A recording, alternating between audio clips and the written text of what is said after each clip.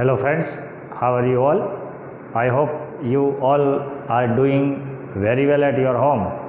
You are all learning as well at home. આજે આપણે આપણા ગ્રામરના સેશનમાં જે ટોપિક સ્ટાર્ટ કરવા જઈ રહ્યા છીએ એ ટોપિક બહુ મહત્ત્વનો છે. અગાઉના વર્ષોમાં આપણે એનો અભ્યાસ કરી જ ગયા છીએ, પરંતુ ધોરણ 11 અને ધોરણ 12ના એક્ઝામ પર્પઝથી પણ આપણે આજે એને જોવાનો છે. યસ, એ ટોપિકનું નામ છે રિપોર્ટેડ સ્પીચ, એટલે કે જેને આપણે કહીએ છીએ ડિરેક્ટ ઇનડિરેક્ટ સ્પીચ, અથવા તો એને કોઈ ઇનડિરેક્ટ નરેશન પણ કહે, અથવા એઝ અ લેંગ્વેજ ફંક્શન જ્યારે એ પૂછાશે ત્યારે એનું નામ આપ્યું હશે રિપોર્ટિંગ. આમ એના અલગ અલગ નામથી એને ઓળખવામાં આવે છે, બટ એની થિયરી જે છે એ સેમ જ છે. જ્યારે આપણને ફંક્શન તરીકે પૂછાશે ત્યારે આપણે રિપોર્ટિંગ યાદ રાખવાનું છે. અધરવાઇઝ આપણને આપણા ક્વેશ્ચન પેપરની અંદર સેક્શન ડીની અંદર એક સેપરેટલી ઇનડિરેક્ટ નરેશન ડાયલોગ એક આપણને આપેલો હશે 4 સેન્ટેન્સીસનો, અને એ ડાયલોગને આપણે ઇનડિરેક્ટ સ્પીચમાં કન્વર્ટ કરવાનો થશે. તો એ પોઈન્ટ ઓફ વ્યૂથી આજે આપણે આપણો આ ટોપિક શરૂ કરવા જઈ રહ્યા છીએ, રિપોર્ટેડ સ્પીચ. ઓકે, આ ઓવરઓલ કમ્પેર ટુ અધર્સ થોડો લેન્ધી છે, પ્લસ એને યાદ રાખવા માટે થિયરીઝ પણ ઘણી બધી છે, પણ ઓફકોર્સ એ આપણા માટે નવી નથી, કારણ કે પ્રીવિયસ સ્ટાન્ડર્ડ્સમાં આપણે એ બધું ભણી ગયા છીએ. એટલે જેમ જેમ તમે શીખતા જશો એમ યુ વિલ રિયલાઇઝ કે આ તો આપણે આગલા ધોરણમાં ભણી ગયા છીએ. ત્યાં જે ખૂટતું હશે એને જ આપણે અપડેટ કરવાનું છે, બરાબર છે? એટલે એને બરાબર સારી રીતે સમજજો, કારણ કે 4 માર્ક માટે થઈને એ સેપરેટલી આપણને ક્વેશ્ચન પેપરની અંદર પૂછાશે, એટલે ઇટ ઇઝ ક્વાઇટ ઇમ્પોર્ટન્ટ, બરાબર છે? ચાલો આપણે એને સહેલાઈથી ઇઝી રીતે યાદ રાખવાનો પ્રયત્ન કરશું. એટલે જેમ જેમ આપણે સમજતા જઈએ તેમ તેમ પ્રેક્ટિસ માટેના સેન્ટેન્સીસ પણ તમે ઘરે કરતા રહેજો. ઇંગ્લિશની અંદર સેન્ટેન્સીસ જે છે એને રજૂ કરવાની અલગ અલગ પદ્ધતિઓ છે. ઇટ મીન્સ કે આપણે અર્લિયર જોયું કે કોઈ પણ સેન્ટેન્સને આપણે 2 રીતે રજૂ કરી શકીએ, એક એક્ટિવ ફોર્મમાં અને બીજું પેસિવ ફોર્મમાં, કર્તરી અને કર્મણી. એમ અહીંયા બીજા 2 પ્રકારની રજૂઆત આપણે સમજવાની છે, જે છે ડિરેક્ટ સ્પીચ અને indirect speech. Speech it means કે જે કંઈ પણ કહેવામાં આવ્યું છે ધેટ ઇઝ અ સ્પીચ. જે સ્ટેટમેન્ટ રજૂ કર્યું છે, જે વાત રજૂ કરી છે that is a speech. Speech એટલે કોઈ લાંબી સ્પીચ નથી, બટ અહીંયા જે સેન્ટેન્સ આપ્યું છે it is called speech. Okay, ચાલો હવે બેઝિકલી આપણે એ સમજવાનું થાય કે ડિરેક્ટ અને ઇનડિરેક્ટ સ્પીચ વચ્ચેનો ડિફરન્સ શું છે. ડિરેક્ટ સ્પીચમાંથી ઇનડિરેક્ટ સ્પીચમાં આપણે કન્વર્ઝન કરશું ત્યારે કેવા ફેરફારો થશે એને આપણે યાદ રાખવા પડશે. તો પહેલાં થોડી થિયરી જોઈ લઈએ. જ્યારે 2 કે તેથી વધુ વ્યક્તિઓ વચ્ચે જે વાતચીત થઈ હોય અને એ વાતચીતને કોઈ પણ ફેરફાર વિના એ જ વ્યક્તિઓના શબ્દોમાં ઇન્વર્ટેડ કોમા સાથે જ્યારે રજૂ કરવામાં આવે ત્યારે તેને ડિરેક્ટ સ્પીચ અથવા તો પ્રત્યક્ષ વાક્ય રચના કહેવામાં આવે છે. મતલબ કે 2 વ્યક્તિઓ વચ્ચે કંઈ વાતચીત થઈ છે, એ વાતચીતને ભલે આપણે રજૂ કરીએ છીએ અથવા તો કોઈ થર્ડ પર્સન કરે છે, બટ એમાં કોઈ પણ ચેન્જ આપણે કરતા નથી. જે શબ્દોનો ઉપયોગ થયો છે એમના દ્વારા એઝ ઇટ ઇઝ એ જ શબ્દો જે છે એને આપણે ઉપયોગમાં લેશું. આપેલ વાક્યના ઇન્વર્ટેડ કોમાને આપણે એઝ ઇટ ઇઝ રાખશું, આને આપણે ડિરેક્ટ સ્પીચ કહેશું. આપણને એક્ઝામની અંદર જે પૂછાશે એ ડિરેક્ટ સ્પીચમાં જ વાક્યો બધા હશે. હવે 2 કે તેથી વધુ વ્યક્તિઓ વચ્ચે જે વાતચીત થઈ છે એ વાતચીત મહત્ત્વની નથી. ઇટ મીન્સ કે શબ્દો મહત્ત્વના નથી, પણ એના ભાવાર્થને આપણે જાળવી રાખી, ભાવાર્થને મેન્ટેન કરી અને અન્યના શબ્દોમાં હવે આપણા શબ્દો રજૂઆત ફેરવી નાખીએ છીએ. ઉપર શું હતું, આની પહેલાંની વાતમાં શું હતું કે શબ્દો એના હતા, રજૂઆત એની હતી. હવે અહીંયા શું થશે કે આપણી રજૂઆત થઈ જશે, અન્યની રજૂઆત થઈ જશે. એ રીતે રજૂ કરવામાં આવે તેને ઇનડિરેક્ટ સ્પીચ અથવા તો પરોક્ષ કથન કહેવામાં આવે છે. એટલે હવે અહીંયા શું થશે કે કોઈ પણની વાતચીતને, કોઈ બે વ્યક્તિઓ વચ્ચેની વાતચીતને આપણે આપણી રીતે રજૂ કરશું. અને નેચરલી જ્યારે આપણે એની વાતને આપણી રીતે રજૂ કરીએ અથવા તો અન્ય કોઈ વ્યક્તિ એને પોતાના શબ્દોમાં રજૂ કરે ત્યારે એમાં ચેન્જીસ થાય જ. અને એ ચેન્જ થાય, પણ એક વસ્તુ એક શ્યોર છે, શું કે વાતચીતનો ભાવાર્થ જે છે ને એ ત્યારે ઇમ્પોર્ટન્ટ બની જાય. ત્યારે વાતચીત નહીં પણ એનો ભાવાર્થ જે છે એ મહત્ત્વનો બની જાય. આમ એક વસ્તુ જે છે એને આપણે બરાબર સમજવી પડે, શું કે જ્યારે પણ ડિરેક્ટ સ્પીચમાંથી ઇનડિરેક્ટ સ્પીચ કરીએ ત્યારે કેટલાક ફેરફારો છે ચોક્કસ પ્રકારે થાય જ. ક્યાં ફેરફારો હશે, કેટલી જગ્યાએ ફેરફારો હશે, ખાસ નોટ ડાઉન કરી લેજો. કારણ કે આ જ બધી થિયરી જે છે એ આપણે જ્યારે તમે સેન્ટેન્સીસને કન્વર્ટ કરશો ત્યારે તમારે એપ્લાય કરવાની થશે. ચાલો, એક સૌથી પહેલો ફેરફાર થશે રિપોર્ટિંગ વર્બનો ફેરફાર. ત્યારબાદનો ફેરફાર છે સંયોજકનો ફેરફાર. થર્ડ વન છે સર્વનામમાં ફેરફાર. ફોર્થ છે કાળમાં ફેરફાર. અને છેલ્લે છે નજીકતા દર્શક શબ્દોમાં ફેરફાર. બરાબર છે? આટલા ફેરફારો આપણે સમજવાના રહેશે. આ બધા ફેરફારોને આપણે ઇન્ડિવિજ્યુઅલી તો સમજશું, પણ અહીંયા આપણે બેઝિકલી એને સમજવાનો પ્રયત્ન કરીએ છીએ કે જ્યારે ડિરેક્ટમાંથી ઇનડિરેક્ટ સ્પીચ આપણે કન્વર્ઝન કરશું ત્યારે આટલી જગ્યાએ ચોક્કસ ફેરફાર કરવા પડશે. એક તો રિપોર્ટિંગ વર્બમાં જે ફેરફાર થાય છે તે રિપોર્ટિંગ વર્બ કોને કહે છે એ પણ આપણે સમજી લઈશું. સંયોજક એટલે કે બે વાક્યને જે કનેક્ટ કરે છે એ કનેક્ટરમાં ફેરફાર. સર્વનામ આપણે જાણીએ છીએ, કર્તા, કર્મ અને સંબંધ વિભક્તિના જે સર્વનામો છે આઈ, મી, માય, માઇન, એ સર્વનામમાં ફેરફારો ચોક્કસ પ્રમાણે થશે. કાળમાં ફેરફારો, વર્તમાન કાળનું ભૂતકાળ, ભૂતકાળનું પૂર્ણ ભૂતકાળ અને કેટલાક નજીકતા દર્શક શબ્દો છે ધીસ, ધેટ, જે સમય અને સ્થળ બતાવે છે એ શબ્દોના ફેરફારો પણ કરવા પડશે. આમ અહીંયા સુધીની વસ્તુ આપણે ખાસ યાદ રાખશું કે આટલા ફેરફારો આપણે ડિરેક્ટમાંથી ઇનડિરેક્ટ કરતી વખતે ચોક્કસ કરવા પડશે. ચાલો, હવે આ બધા જ ફેરફારો જે છે એને આપણે સ્ટેપ બાય સ્ટેપ ઇન્ડિવિજ્યુઅલી સમજવાનો પ્રયત્ન કરીએ છીએ. એમાં આપણે સૌથી પહેલાં લખ્યું હતું રિપોર્ટિંગ વર્બમાં ફેરફાર. રાઈટ? રિપોર્ટિંગ વર્બ એટલે શું? તો કે કોઈ વ્યક્તિ જે વાત રજૂ કરે છે અને એ વાત રજૂ કરવા માટે એ જે વર્બનો ઉપયોગ કરે છે એને આપણે કહીશું રિપોર્ટિંગ વર્બ. આપણે ખ્યાલ જ છે કે કોઈ પણ ઇનડિરેક્ટ નરેશન જે છે, ઇનડિરેક્ટ સેન્ટેન્સ છે, એના કેટલાક કમ્પોનન્ટ છે.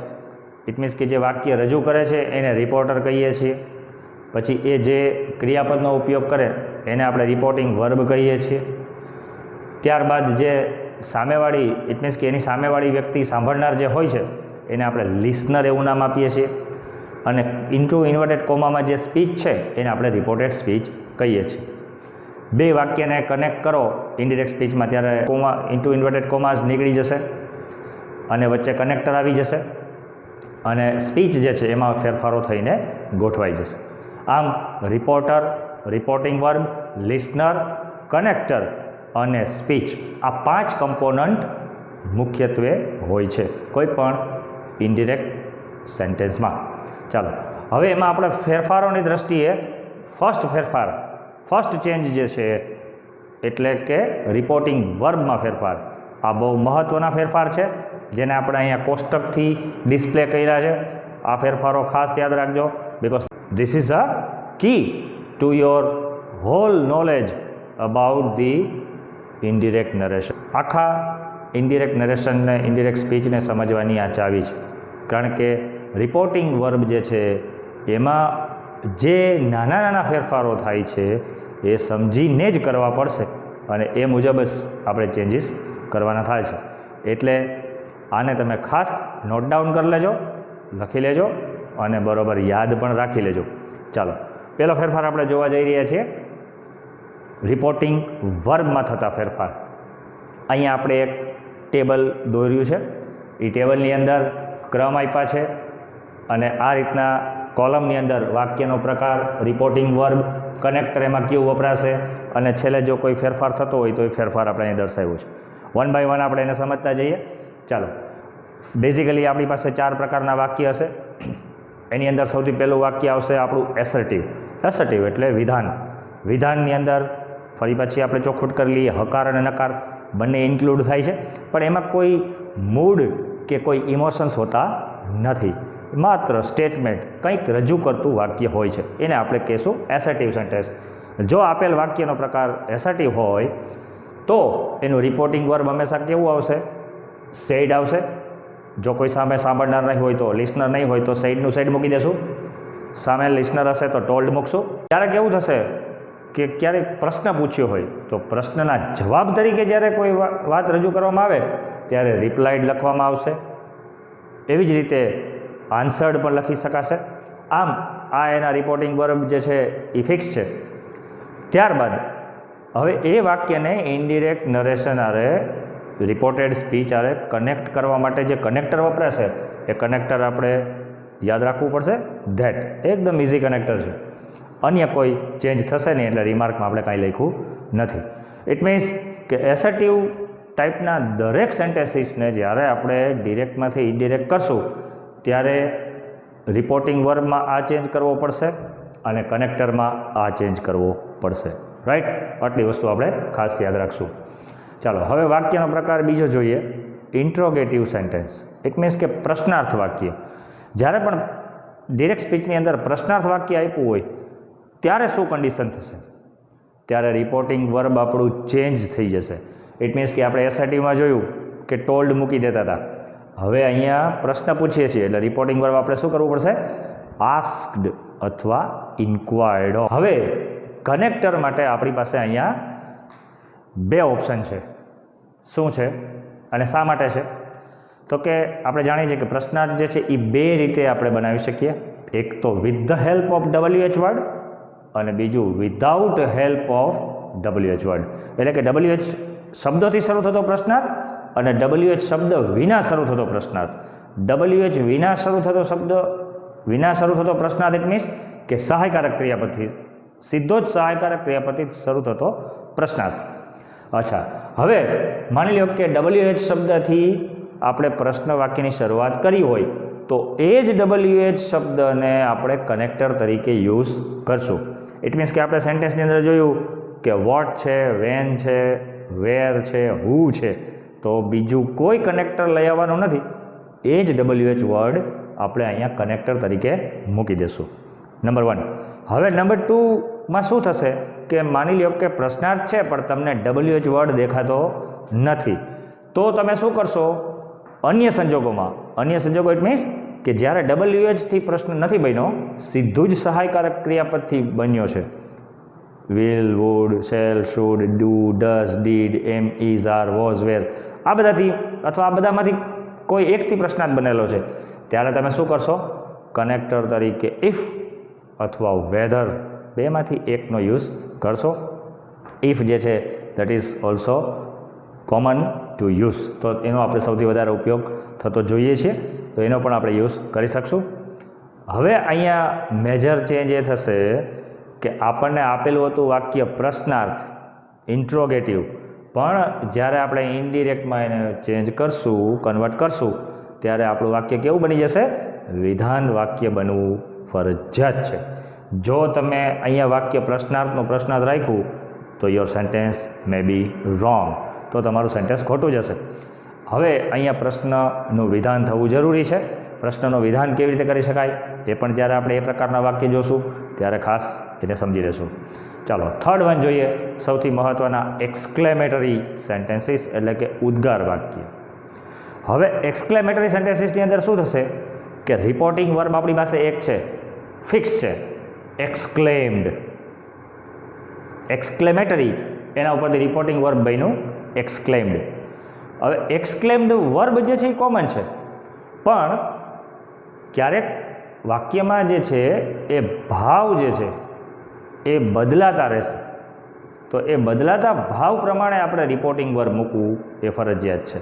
નો ડાઉટ શરૂઆત એક્સક્લેમથી કરશું, પણ એક્સક્લેમ્ડ પછી વાક્યમાં કયો ભાવ રજૂ થયો છે ને બોલનાર દ્વારા, એ ખાસ આપણે મેન્શન કરવું પડશે, એને સમજવું પડશે. એટલે એના માટે આપણે અહીંયા કેટલાક શબ્દો જે છે એને સમજવાનો પ્રયત્ન કરીએ છીએ, કેટલાક ઇમોશન્સ, કેટલાક મૂડ્સને સમજવાનો પ્રયત્ન કરીએ છીએ. રિપોર્ટિંગ વર્બ ભાવ મુજબ આપણે મૂકવાનો થશે. હવે માની લો કે વાક્યમાં આનંદનો ભાવ હોય, ખુશીનો ભાવ હોય, તો એક્સક્લેમ્ડ વિથ જોય, જોય એટલે આનંદ. દુઃખની લાગણી હોય તો એક્સક્લેમ્ડ વિથ સોરો. આશ્ચર્ય વ્યક્ત થયું હોય તો એક્સક્લેમ્ડ વિથ સરપ્રાઇઝ. પ્રશંસા કોઈની કરવામાં આવતી હોય તો એક્સક્લેમ્ડ વિથ પ્રેઇઝ. પ્રેઇઝ એટલે પ્રશંસા. વાક્યમાં ક્યારેક એવું લાગતું હોય કે બોલનાર કંઈક અણગમો, નથી ગમતું, ડિસલાઇક બતાવે છે, તો એક્સક્લેમ્ડ વિથ ડિસગસ્ટ અથવા એક્સક્લેમ્ડ વિથ ડિસલાઇક. નફરત, ધૃણા, તિરસ્કાર બતાવવાનો હોય તો એક્સક્લેમ્ડ વિથ હેટ્રેડ. અને જ્યારે પણ કોઈ ભાવ તમને સ્પષ્ટ ન લાગે, પ્રોપરલી તમે એને આઈડેન્ટિફાઈ ન કરી શકો, ત્યારે માત્ર એક્સક્લેમ મૂકી દો તો પણ એ ચાલશે, ઇટ ઇઝ ઓકે. હવે અહીં તમે જોયું કે એક્સક્લેમ્ડ વિથ, આ ફ્રેઝ જે છે એ કોમન છે, પાછળ મૂડ્સ પ્રમાણે, ઇમોશન્સ પ્રમાણે એના શબ્દો જે છે એ બદલાતા જાય છે, રાઈટ. તો આ વસ્તુ ખાસ ધ્યાનમાં રાખશું. અચ્છા, હવે વાત આવી કનેક્ટરની. તો અહીંયા પણ કનેક્ટર જેમ આપણે એસર્ટિવમાં મૂકતા હતા એ જ મૂકવાનું છે, ધેટ. બરાબર છે. અહીંયા પણ હવે રિમાર્ક્સની અંદર એક ખાસ નોંધનીય બાબત એ છે કે જેમ પ્રશ્નાર્થમાં આપણે વાક્ય વિધાન બનાવી દેતા હતા, એમ અહીંયા પણ બેઝિકલી ઉદ્ગાર વાક્યનું છેલ્લે વિધાન વાક્ય બનવું જરૂરી છે. ઇટ મીન્સ કે જેમ અહીંયા પ્રશ્નાર્થ ચિહ્ન છેલ્લેથી નીકળી જાય અને ફૂલ સ્ટોપ આવી જાય, એમ અહીંયા છેલ્લે એક્સક્લેમેશન માર્ક નીકળી જશે, છેલ્લે ફૂલ સ્ટોપ આવી જશે. કેવી રીતે કરવા એ આપણે જ્યારે ઇન્ડિવિજ્યુઅલી એને જોશું, સમજશું, ત્યારે આપણે એને ક્લિયરિફાઈ કરી લઈશું. ચાલો, લાસ્ટ ટાઈપ ઓફ સેન્ટેન્સીસ આપણે જોઈ લઈએ. એ છે ઇમ્પરેટિવ સેન્ટેન્સ, એટલે કે આજ્ઞાર્થ વાક્ય. જેમાં આજ્ઞા તો હોય, ક્યારેક વિનંતી હોય, ક્યારેક હુકમ હોય, આવી બધી જુદી જુદી લાગણીઓ દર્શાવતું હોય, that is called imperative sentence. આ ચોથો અને અંતિમ વાક્યનો પ્રકાર છે. હવે એની અંદર પણ શું થશે કે જેમ આપણે અહીંયા એક્સક્લેમેટરીની અંદર ભાવ મુજબ રિપોર્ટિંગ વર્બ મૂકતા હતા, એમ અહીંયા પણ વાક્યમાં કયો ભાવ રજૂ થયો છે ને એ ભાવને આઈડેન્ટિફાઈ કરી અને પછી આપણે રિપોર્ટિંગ વર્બ મૂકવાનું થશે. કેવી રીતે એ સમજીએ. હવે માની લો કે જો વાક્યમાં વિનંતીનો ભાવ હોય, ઇટ મીન્સ કે વાક્યમાં તમે પ્લીઝ જેવા શબ્દ જુઓ, તો રિપોર્ટિંગ વર્બ આપણું શું આવશે? રિક્વેસ્ટેડ. પ્લીઝ શબ્દ નીકળી જશે. આજ્ઞાનો ભાવ હોય, ઇટ મીન્સ કે કોઈ માલિક એના નોકરને કંઈક કહેતો હોય, તો એ સમજી શકીએ આપણે કે આજ્ઞાનો ભાવ છે, તો આપણે કરશું ઓર્ડર્ડ. સલાહ, જ્યારે ડૉક્ટર અને પેશન્ટની વાતચીત હોય, ટીચર અને સ્ટુડન્ટની વાતચીત હોય, તો એને આપણે સમજી શકીએ કે it is an advice, A advice છે, તો આની રિપોર્ટિંગ વર્બ આપણે શું મૂકશું? એડવાઇસ્ડ. સૂચન, કોઈ એક વ્યક્તિ અન્ય વ્યક્તિને કામ કરવા માટેની સૂચના આપે કે આમ કરવું જોઈએ, તો સજેસ્ટેડ અથવા ઇન્સ્ટ્રક્ટેડ, બેમાંથી ગમે તે તમે યુઝ કરી શકો. હુકમ, હવે ખાસ કરીને લશ્કરની બાબતમાં, મિલિટરીની બાબતમાં, આર્મીની બાબતમાં એના ઓફિસર જે છે એ સોલ્જર્સને જે કોઈ પણ કામ કરવા માટેની આજ્ઞા આપે છે એ ઓર્ડર્ડ નહીં થાય, પણ એ આવશે કમાન્ડેડ, કારણ કે એ કમાન્ડ છે. ફરમાન, રાજા જ્યારે, ઇટ મીન્સ કે કોઈ કિંગની વાત હોય વાતચીતમાં અને એને કંઈક ફરમાન જારી કર્યું હોય કે કંઈક હુકમ આપ્યો હોય, તો એ હુકમને પણ આપણે ઓર્ડરમાં નહીં બતાવીએ, એના માટે પણ આપણે સમન કહેવું પડશે. ધમકીનો ભાવાર્થ હોય તો એના માટે આપણે રિપોર્ટિંગ વર્બ મૂકવું પડશે, થ્રેટન. ચાલો, હવે કનેક્ટરની વાત આવી. અહીંયા ઉપરના પ્રકારોની જેમ કોઈ કનેક્ટર નહીં આવે. કનેક્ટર આવશે but it is quite different and quite easy. વાક્ય બે પ્રકારે હશે, કાં હકાર અથવા નકાર. હવે માની લો કે જો હકાર વાક્ય હશે ને તો માત્ર ટુ, અને જો વાક્ય નકાર હશે તો નોટ ટુ. પાછળ વર્બ ફોલો થતું હશે, પાછળ ક્રિયાપદ આવતું જ હશે એટલે ઓટોમેટિક વાક્ય કનેક્ટ થઈ જશે. બીજા કોઈ એક્સ્ટ્રા કનેક્ટરની જરૂર નથી. હકાર માટે ટુ, નકાર માટે નોટ ટુ. વાક્ય તો આપણું અહીંયા વિધાન જ હશે એટલે આપણે એમાં પણ રિમાર્ક્સની અંદર કંઈ કર્યું નથી. આમ આપણે જોયું કે રિપોર્ટેડ સ્પીચની અંદર ડિરેક્ટ સ્પીચ કોને કહેશું અને ઇનડિરેક્ટ સ્પીચ કોને કહેશું. બે વ્યક્તિઓ વચ્ચેની વાતચીત એઝ ઇટ ઇઝ, જેમ છે એમને am with the inverted comma રજૂ કરશું એને આપણે કહેશું ડિરેક્ટ સ્પીચ. પણ એ જ વાતચીતને આપણે મૂળ ભાવાર્થને જાળવી રાખીને આપણા શબ્દોમાં કે અન્ય કોઈ વ્યક્તિના શબ્દોમાં રજૂઆત ફેરવીને એને પ્રેઝન્ટ કરશું તો એ બની જશે આપણું ઇનડિરેક્ટ સ્પીચ. ઇટ મીન્સ કે પરોક્ષ વાક્ય રચના. ડિરેક્ટમાંથી ઇનડિરેક્ટ થશે એટલે એક વસ્તુ શ્યોર સમજી લેવાની કે વાક્યમાં અમુક જગ્યાએ ફેરફાર થશે જ. એ કેટલી જગ્યાએ ફેરફારો થશે એ પણ આપણે ઓવરવ્યૂ કરી લીધો, ઉપર છેલ્લી રીતે સમજી લીધું. રિપોર્ટિંગ વર્બમાં ફેરફાર, સર્વનામમાં ફેરફાર, સંયોજકમાં ફેરફાર, કાળમાં ફેરફાર અને નજીકતા દર્શક શબ્દોમાં ફેરફાર. એમાં ખાસ અગત્યના જે છે એ છે રિપોર્ટિંગ વર્બમાં થતા ફેરફાર. ઇટ મીન્સ કે વાક્ય મુજબ આપણે રિપોર્ટિંગ વર્બમાં ફેરફારો કરવા પડશે, જેના માટે થઈને આપણે આ કોષ્ટકથી સમજણ મેળવી. તો અહીંયા સુધીની આપણે આજે વાત સમજ્યા, જેની અંદર બેઝિક ડિરેક્ટ ઇનડિરેક્ટ સ્પીચની વાત કરી અને રિપોર્ટેડ સ્પીચ જે છે રિપોર્ટિંગ વર્બની અંદર જે ફેરફારો થાય છે એની આપણે ડિટેલ્ડ એક્સપ્લેનેશન અહીંયા મેળવી. ઘરે પણ આ બધી થિયરી જે આપણે આજે સમજ્યા છીએ એને ખાસ યાદ રાખવાનો પ્રયત્ન કરજો, કારણ કે જ્યારે પણ આપણે સેન્ટેન્સીસને કન્વર્ટ કરવાના થશે ત્યારે આ જ બધું એપ્લાય કરવાનું થશે. બરાબર, એટ એ ટાઈમ આપણે ભૂલી ગયા હશું તો એ આપણા માટે મિનિંગલેસ થઈ જશે, એ આપણા માટે કોઈ કામનું નહીં રહે, વાક્ય આપણે બનાવી નહીં શકીએ. બરાબર છે. આજે આપણે અહીં સુધી જ રાખીએ. નેક્સ્ટ લેક્ચરની અંદર અન્ય પ્રકારના ફેરફારો જે છે એને સમજવાનો પ્રયત્ન કરશું. Till then keep studying at your home. Good bye.